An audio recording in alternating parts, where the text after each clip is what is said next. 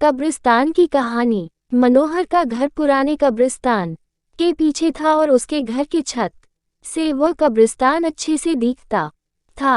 वह रोज उस कब्रिस्तान को पार करके ही अपने काम पर जाता था। मनोहर के 2 बच्चे थे और दोनों बच्चे बड़े ही शैतान थे। बड़े बेटे का नाम रॉकी और छोटे बेटे का नाम विकी था।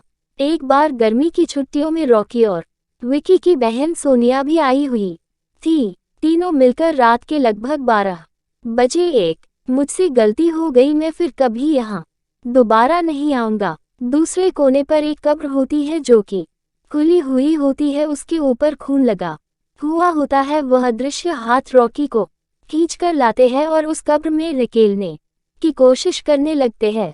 रॉकी चिल्लाता है, छोड़ दो, मुझसे गलती हो गई, मैं फिर यहाँ कभी नहीं आऊँगा, मुझे मत मारो, मुझे जाने दो। मनोहर काम से पैदल घर पहुंचने वाला ही होता है। जैसे ही वह कब्रिस्तान से गुजरता है उसे रॉकी की आवाज़ सुनाई देती है। मनोहर, ये क्या? ये तो रॉकी की आवाज़ लगती है, ये तो कब्रिस्तान से आ रही है, मुझे जा करके देखना चाहिए। मनोहर कब्रिस्तान में चारों ओर देखता है लेकिन रॉकी कहीं नहीं दिखाई देता है। वह घर लौट कर आ जाता है और विकी से पूछता है कि रॉकी कहाँ है। विकी, पापा मेरे बार बार मना करने के बावजूद भी रॉकी कब्रिस्तान में चला गया। वो जानना चाहता था कि सोनिया जो कह रही थी वो सच है या नहीं। मनोहर, हमारे पास समय बिल्कुल भी नहीं है, जाओ घर के मंदिर में शंख में जो जल रखा है वो जल्दी से लेकर आओ, हमें रॉकी को खोजने कब्रिस्तान जाना पड़ेगा। विकी वो जल लेकर आता है। मनोहर और विकी कब्रिस्तान में जाते हैं।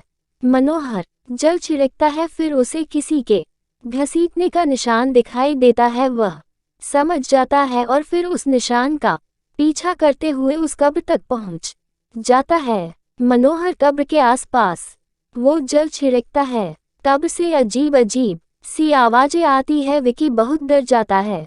मनोहर, मुझे लगता है कि श्रापित प्रेत आत्माओं ने रॉकी को इस कब्र के अंदर कैद कर लिया है, हमें जल्द ही इसे निकलना होगा। तुम ये पवित्र जल आसपास छिड़कते रहो, इससे हमें वो प्रेत आत्माएं कोई नुकसान नहीं पहुंचा पाएंगी।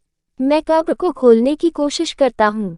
मनोहर उस कब्र को खोलने की बहुत कोशिश करता है। अंत में वह कब्र खुल जाती है। उसके अंदर रॉकी लगभग बेहोश पड़ा होता है। मनोहर रॉकी को लेकर हॉस्पिटल जाता है, उसकी हालत बहुत गंभीर होती है। उस दिन के बाद मनोहर उस घर को छोड़कर शहर से दूर एक दूसरे घर में अपने पूरे परिवार के साथ रहने चला जाता है।